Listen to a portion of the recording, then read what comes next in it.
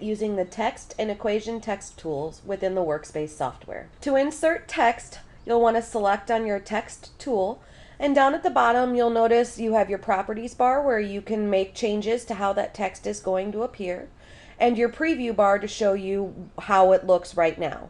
You can change the color of the text, and if you don't like one of the preset colors, you can always select on your color palette and choose from the available colors. You can change the font of your text.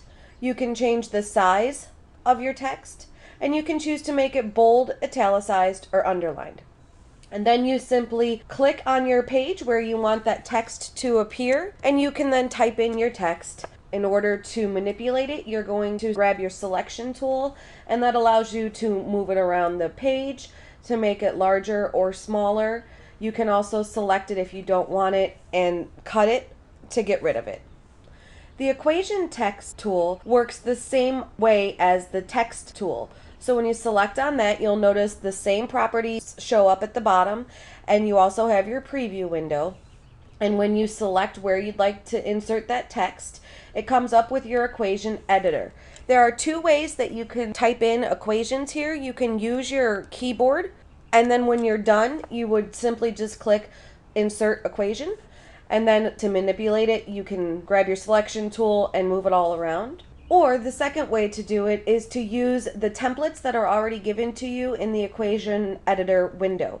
So for instance, if I wanted to write a squared plus b squared, I'm going to grab my subscript and superscript template.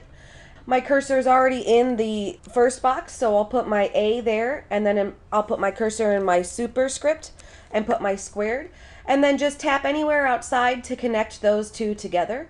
I'll insert my addition, and then I'm going to grab my superscript again and write my b in my first box, put my cursor in my superscript box, and put my square there, and then I go ahead and I insert equation.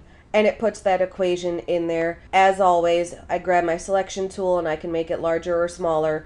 I can move it around the page. I can even rotate it if I want to. And then if I want to get rid of it, I can use the scissors to cut that as well.